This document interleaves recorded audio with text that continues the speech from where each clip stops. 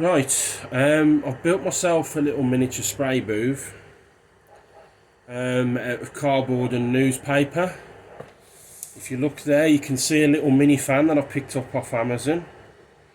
I'm covering that up with just a normal face mask to stop the paint from getting in there, even though a little has got in there, but not too bad.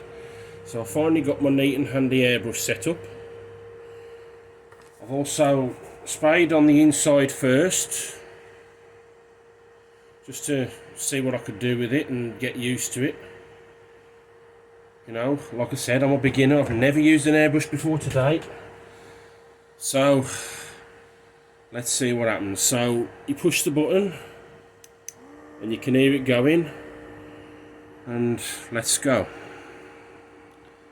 So, pushing down. Just working my way backwards and forwards. It's going down really well, to be honest. It doesn't need thinning out. It's already pre-thinned. So I've got some of the fumes coming back into the house because I've got my window open and the wind's coming through the window and pushing the wind back in. But to be honest, it doesn't really smell that bad. It's okay. I don't need to use my respirator. But it's going down really well. The one thing I like about this paint, it only takes like 5-10 minutes to dry. I thought I was going to have to leave it overnight before I could like turn it over and put it back on the stand. You know, because I thought the stand bars on the might pull the paint. But yeah, it's not looking too bad.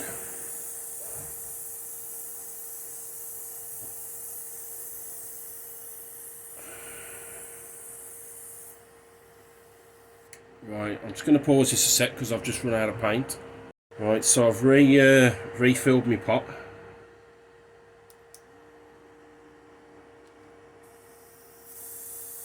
And it's going down really well. I'm just getting in them nooks and crannies. Getting underneath there.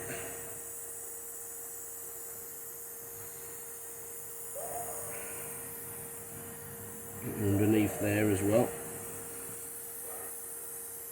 I'm just hoping it dries really. I mean, it's dried underneath really well, but it's just on the top here I'm a bit worried.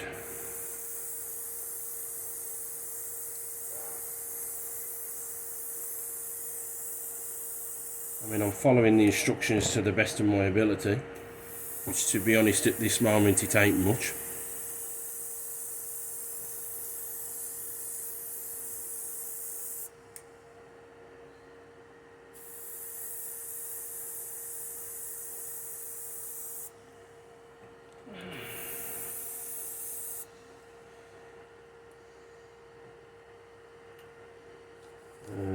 Oh, there's a little bit underneath there that needs doing. This is the one thing I hate about spraying body shells. All the nooks and bloody crannies. Because it's only when it's dry you realise, oh, I've missed a bit.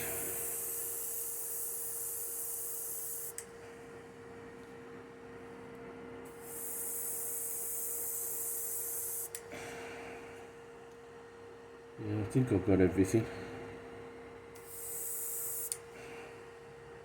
The one thing I like about this as well, it won't move unless you can leave it on just to have a look around, and nothing will spray until you push that trigger. But yeah, I think that's everything. Yeah, I'm hoping so anyway. But yeah, that's that all done. Not too bad at all. So let's see how that dries. Now the worst part about this is I've got to take this apart now and clean it. But yeah, that's my airbrush demonstration done with my Neat and Handy Airbrush. Right, welcome back. The body shell's all dry now, and I'm really loving this.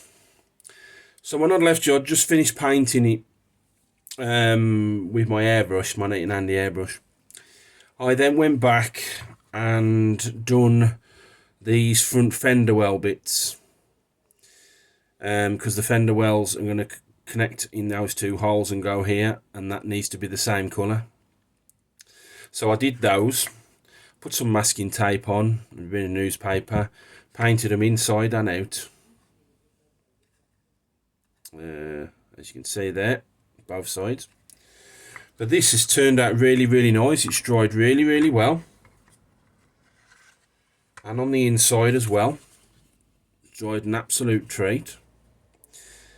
It dries like a matte colour. So obviously before I put the decals on, I've obviously got to spray this in the clear gloss lacquer. And then once the clear gloss lacquer is dried, I can then start work on the decals. So that's that. Putting that back on there. I've also spray painted my fender wells. So I'll start with the front ones. Let me just put that back in there. So those are now been spray painted. Spray painted, airbrushed. In the darker blue of the Zero Paints. What ones? It doesn't say what colour it is actually, but it is the darker blue. So again, airbrush those, and they're looking really nice. And they match that as well, which is perfect, because these were I sprayed these on top of the primered sprues in the grey primer. I just spray painted that on top of the actual performance blue. So that's that done. And I've also spray painted the rear fender wells. Airbrush painted them. I keep saying spray paint because I'm used to spray paint. So that's the one. And there's the other one. Those are in the the orangey red. Let me just give that a quick shake.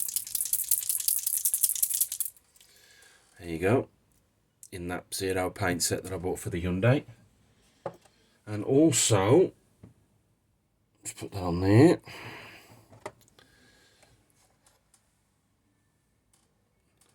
I've got the two front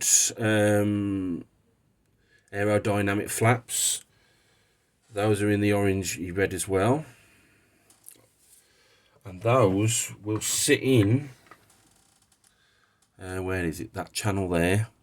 So that channel there, those will be glued into there.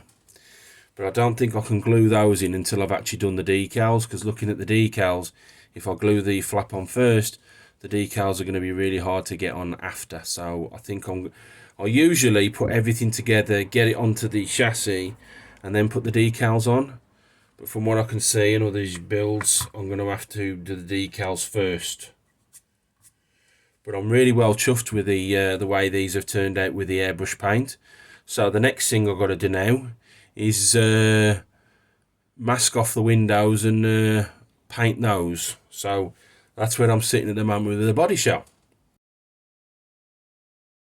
Right, so now I've finished spraying the body shell with the airbrush. It's now time to get the clear parts ready to be sprayed as well. So using the sticker masks, they're like a white sticker, and you've got to get it right. It took me a few goes to get it right, but I managed to get there. So I've just smoothed that down with my cotton bud, and then on the front of the windscreen, I've just put some normal household masking tape, because you've got to spray the inside of these. So that's the front one done. There's your rear screen, again with the mask on the inside, masking tape on the outside. Then you've got your side windows.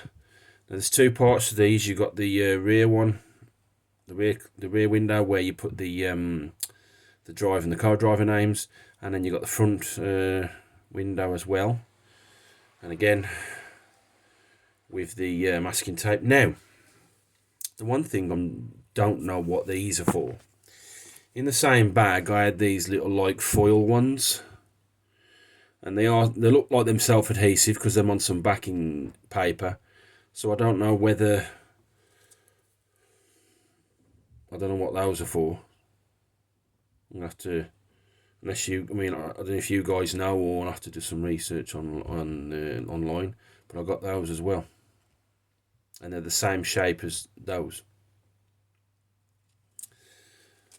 And then last but not least, you've got the other window as well. Again, mask on the inside, tape on the outside. So now what I've got to do now is just spray these on the inside with the black spray paint. Right, welcome back, guys. I've spray painted my clear window parts, and I've removed the household masking tape. But I've got a dilemma. Got a bit of a problem. I don't know if you can make it out, but there's some like crustiness on the outside of the windows. I tried using a bit of isopropyl alcohol with a cotton bud stroke Q-tip, as you guys in America call it, but it won't get rid of that crustiness. This is the rear screen. This is the worst one. On the side windows, it's not too bad. It's just around the bottom edges and the top edges that I need to remove. On the main windscreen, there's a bit of crustiness on this side here. And also, I don't know if you can make it out just there. It looks like the paint hasn't dried the way I wanted it to. I mean, you can still see the masks are still on the inside. The kit supplied masks. I just don't know what to do about that crustiness. I just don't know. I mean, if you guys can recommend anything, that would be great. Just be wary. I'm in the UK, and your US products might not be available over here. I mean, maybe I could re-soak them in Dettol and just take the masks off, and then use my 1mm masking tape and paint them on by hand instead of spray painting them on. I just don't know what to do. So, but that's where I'm sitting at the moment anyway. If you can give me some advice, it'd be very gratefully received on how to restore these. I just don't know what to do. But that's where I'm sitting at the moment.